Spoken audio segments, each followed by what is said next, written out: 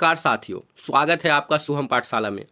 अगर आप लोग 10th क्लास के स्टूडेंट हैं और आप लोग 2026 की परीक्षा का प्रिपरेशन कर रहे हैं तो आप लोगों के लिए यह वीडियो काफ़ी खास होने वाले हैं, क्योंकि इस वीडियो में हमने साइंस के वो सब टॉपिक लाए हैं जिससे आपके एग्ज़ाम में प्रश्न आते हैं।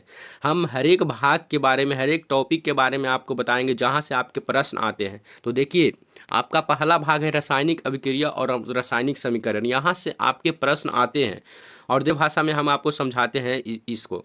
जब एक पदार्थ दूसरा बन जाए, नॉर्मल बात है, जब एक पदार्थ दूसरा बन जाए, जैसे लोहे में जंग लग गया, दूध फट गया, पेट्रोल जलना, तो इसे बोलते हैं रासायनिक अभिक्रिया। और जब इसे हम प्रतीक चिन्हों में लिखते हैं तो वो बनती है रासायनिक समीकरण। समझे?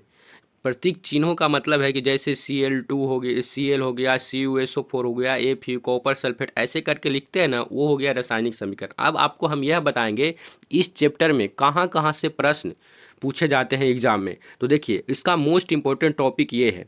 सबसे पहला टॉपिक है संयोजन अभिक्रिया को आपको पढ़ के जाना होगा, विस्थापन अभिक्रिया के बारे में जानना होगा, अपघटन के बारे में जानना होगा, और चौथा जो मोस्ट इंपॉर्टेंट बात है, समीकरण को संतुलित करना आपको आना चाहिए।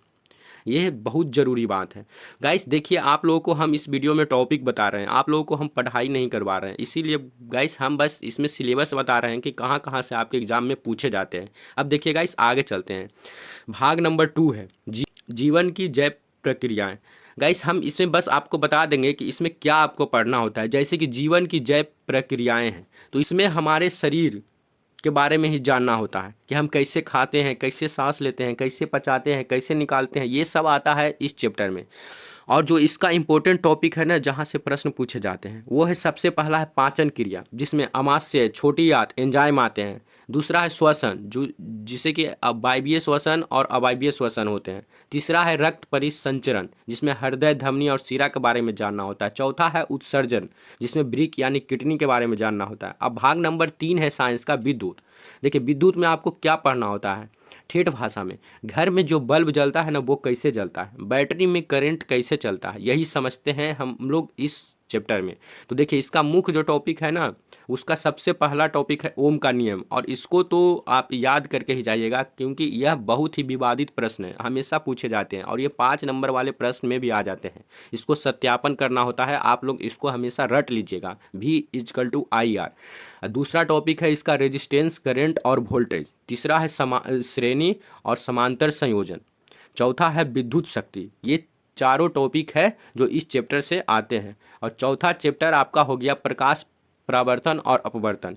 देखिए, इसमें क्या आपको जानना होता है कि दर्पण में चेहरा कैसे दिखता है, पानी में चम्मच मूड़ा क्यों लगता है, यही इस चैप्टर की बात है जो आपको जानना होता है। और इसका इम्पोर्टेंट टॉपिक हम बताते हैं। देखिए, सवाल कहाँ से उठते हैं। सवाल उठते हैं, इसके मुख्य बात है उत्तल दर्पण, उत्तल और अवतल दर्पण से।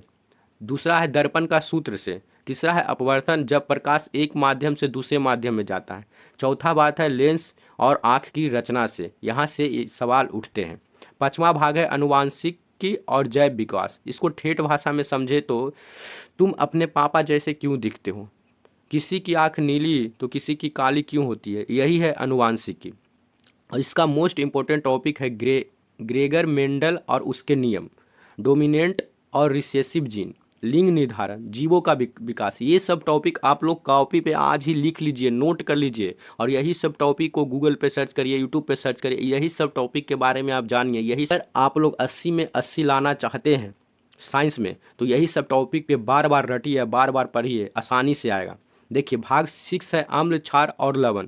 हम इसमें आपको क्या जानना होता है कि नींबू खट्टा क्यों, साबुन कड़वा क्यों लगता है, और नमक खाने में स्वाद क्यों देता है, यही है विज्ञान इसका।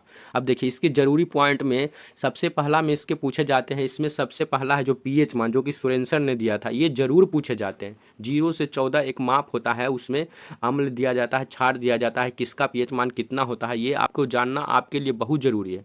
दूसरा है अम्ल और क्षार के उदाहरण।